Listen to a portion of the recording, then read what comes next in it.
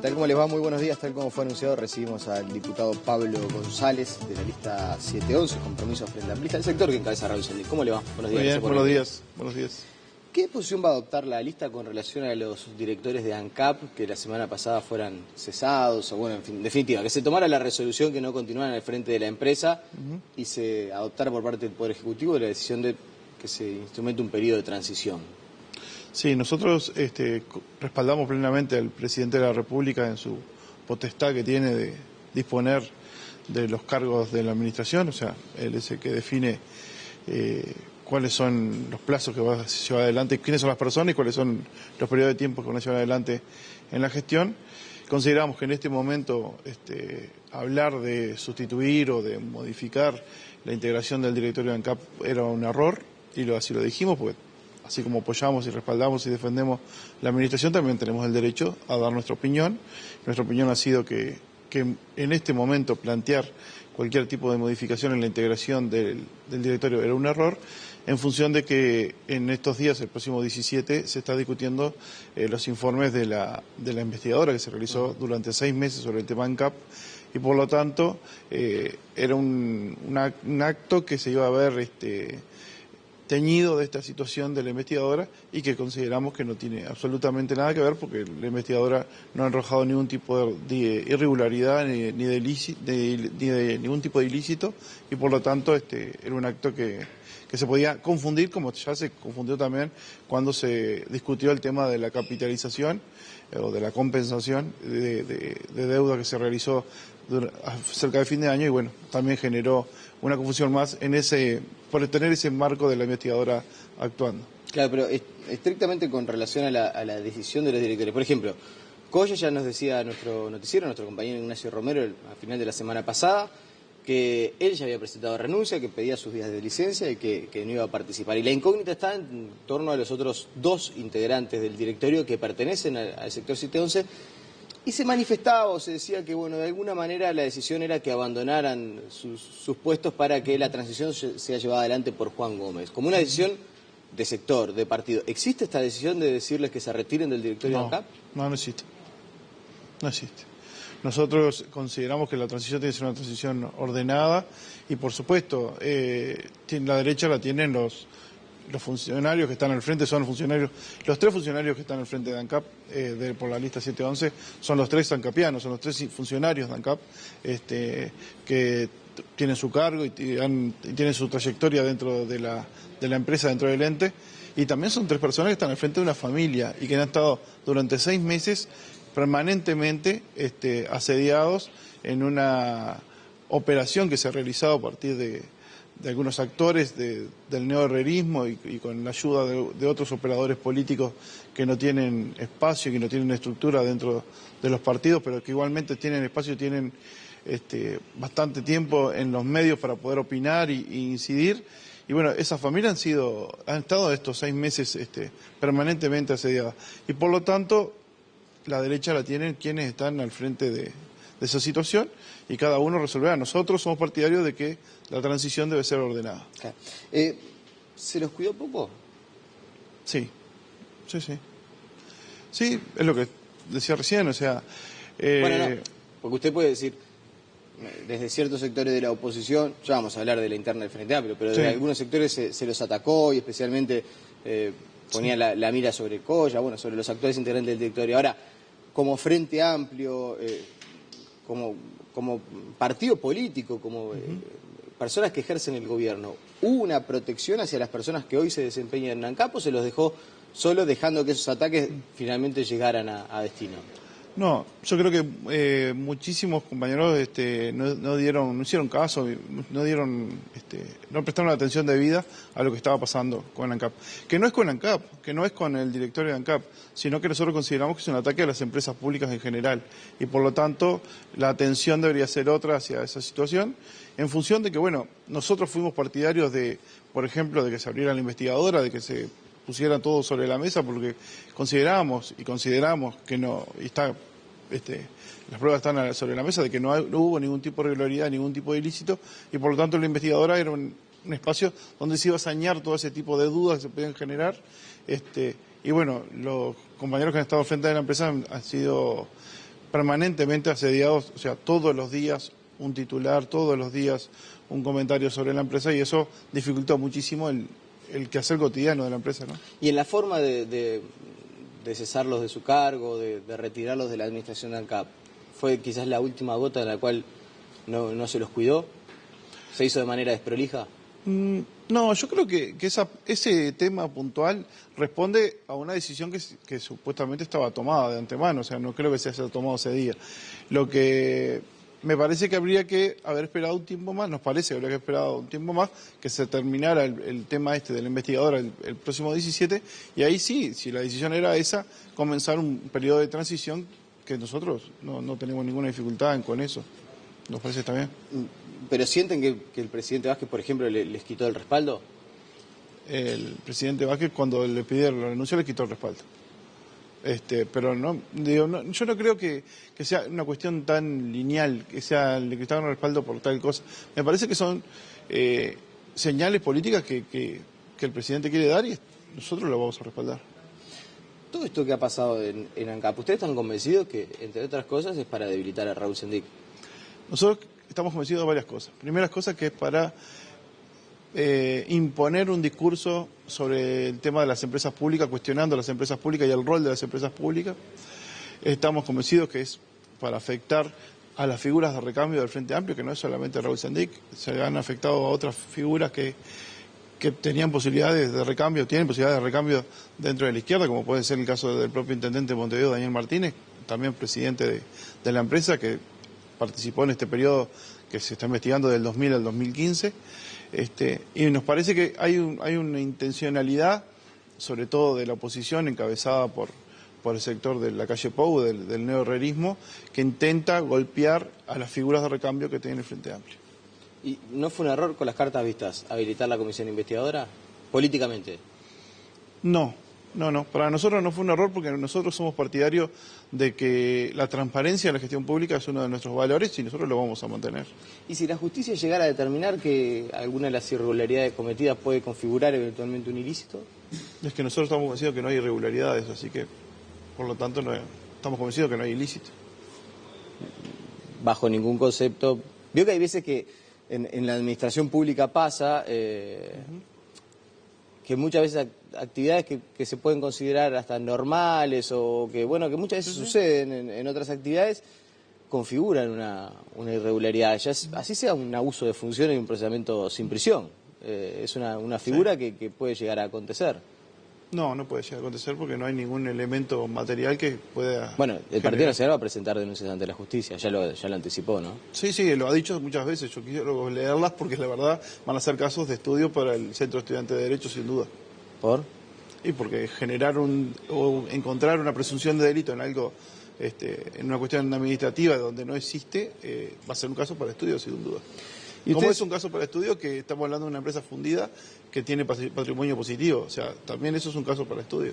Hace tiempo que se viene hablando de que ANCAP está fundida, y ANCAP tiene un patrimonio positivo. Y en el último año, en este 2015, cerró con 270 millones de dólares el resultado fiscal, o sea, cuando los egresos contra los ingresos, de un 270 millones de dólares a favor, cuando en enero del 2015 se corrigió lo que Sendic planteó del tema de incorporar a los costos de los temas de la distribución. Entonces, son elementos que lo que sucede es que ANCAP patrimonialmente perdió casi 1.000 millones de dólares, según lo que se estuvo manejando en los últimos 4 años. Entonces, desde ese punto de vista, las críticas con relación al deterioro patrimonial de ANCAP eran bastante Pero el deterioro patrimonial de ANCAP nosotros lo compartimos. Lo que no compartimos es que digan que ANCAP está fundida. Porque una empresa... Pero una empresa que pierde 1.000 millones de dólares en 4 años de patrimonio no va rumbo a la quiebra. Y que vuelca 2.500 millones de dólares al erario público en recaudación de impuestos, hay que ponerlo también sobre la mesa. Y que cierra este último año con 270 millones de dólares de utilidades, también hay que ponerlo sobre la mesa. Bueno, pero volcar los impuestos al erario público lo pagamos nosotros. Cuando cargamos combustible, pagamos impuestos, y ANCAP recibe y lo pasa para... Claro, 2.500 millones de dólares recaudó. En ese Claro, pero no son de ANCAP. No, pero ¿qué pasa? Cuando vos no podés incorporar a los costos por controlar la inflación, ¿no? La única forma que vos tenés de hacer, si no querés aumentar el precio de las tarifas, es disminuir de esa parte que se aporta en la parte que son los costos de ANCAP. Sí, a ver, O sea, ese yo lo que punto digo de vista es, está si se bastante pierde, claro. si se pierde, lo que pierda ANCAP, está en el Estado, en el gobierno central. Está Lo en el Ministerio de Economía y lo que Finanzas. se dice por parte de la lista 711 de compromiso frente amplista, la explicación que se da para con el déficit es bastante clara, o sea, todos la tenemos muy en cuenta. O sea, ustedes dicen, bueno, nosotros desarrollamos una serie de inversiones que necesitábamos de alguna manera que los precios acompañaran ese proceso de inversión. Cuando para controlar la inflación se nos dice que no aumentemos el precio de la nafta, ahí hacemos una resignación y ese es el dinero que perdemos. Quizás el cuestionamiento que puede haber o lo que está en duda es si era necesario desarrollar todas esas inversiones todas juntas, si eventualmente no hubo un error en cuanto al manejo de la moneda en la que se hicieron las inversiones, si había que hacerlas todas en dólares porque el dólar se apreció. Es decir, Sí. hay temas de gestión que son discutibles y Sí, que sí. incluso desde el sector que encabeza Raúl Sendic se discute que puede haber habido errores de gestión Sí, o de cálculo, por lo menos. No, nosotros, a ver, el cronograma de inversiones es una cuestión que se puede discutir. Ahora, la parte más fuerte de la inversión ha sido la desulfurizadora, ¿no? 430 millones de dólares. Que eso ya venía desde el año 98 en la necesidad de instalarlo, y los últimos coches de alta gama que en el año 2006 ingresaron al mercado no arrancaban con el gasoil de ANCAP por la cantidad de azufre que tenía, ¿no? ¿Se acuerdan que hubo un gasoil especial que duró un tiempo antes que estuviese la desulfurizadora, que era por eso, para que esos autos pudieran funcionar, si no, no funcionaba? Entonces, hay inversiones que eran necesarias por la parte ambiental, pero también por la parte comercial. Sí, desde ese punto de vista, insisto, yo no soy quien tampoco para andar cuestionando o diciendo, acá lo que se hace es exponer cada una de las posiciones. Sí, está perfecto. Insisto también que contabilidad básica, cuando uno hace inversiones, esas inversiones pasan al activo. Y Sí. en el caso de ANCAP, las inversiones que pasaron al activo no alcanzaron para Claro. atajar el deterioro Sí. patrimonial. Entonces, desde ese punto de vista, algo también debe haber salido, por lo Sí. menos no como esperaban, porque Claro. no me imagino que nadie gestione una empresa para tener un déficit de 800 millones de dólares en 4 años. Dos elementos que no tienen, que tienen que ver con el tema de la contabilidad. Las inversiones pasan al activo cuando se activan. Y el costo de la inversión, el 100% se incorpora ese año cuando es la parte de administración pública. O sea, vos en administración privada vos amortizás, compras una máquina, una cámara, te va a durar 10 años y la amortizás en los 10 años. En la administración pública la amortizás en el mismo año. O sea, Claro, pero la ¿qué desulfurizadora haces? ya se inauguró. Sí, sí, sí. O sea, Por eso eso debería ya pasar al está activo. activado, ya está activado. Bueno, antes, para seguir con otros asuntos e ir a la interna, por ejemplo, usted decía actores no solamente de fuera del Frente Amplio, sino también algunos internos que tienen tiempo y lugar en los medios de comunicación. ¿Habla de Valenti? Sí, sí, por ¿Ustedes consideran de verdad que Valenti filtró información a la prensa, por ejemplo, para No, afectar? No. Bueno, eso trascendió. no, pero nosotros nunca dijimos eso. Nosotros lo que dijimos fue que un compañero nuestro, un senador nuestro, lo que dijo fue que le habían hecho ese comentario y que él no creía en ese comentario, y en una reunión lo que salió a la prensa fue que él estaba comenzando a creer de que se estaba pasando información, cuando, por ejemplo, el informe que se viene realizando sobre el tema de la investigadora trascendió fuera de la bancada, cuando es un tema de discusión. Y esto que Valenti les diga a través de Twitter cobardes y canallas, que Es la visión que tiene el compañero de la construcción de la unidad. poco colabora. Nosotros nunca le respondimos y no le vamos a responder, porque estamos concentrados en llevar adelante otros emprendimientos que son mucho más importantes que responderle. ¿Les dolió más a Valenti. los ataques de Valenti o de algunos otros integrantes del Frente Amplio? Que quizás, bueno, por ejemplo, no sé, yo he conversado aquí con varios, pero mucha gente cuestiona a Michelini cuando en su momento pidió que removieran a las autoridades de ANCAP. Hay cuestionamiento también por parte de Darío Pérez, compañero suyo de bancada, que dijo: a mí la gestión de ANCAP me da vergüenza, palabras más, palabras menos. ¿Le duelen más esos comentarios?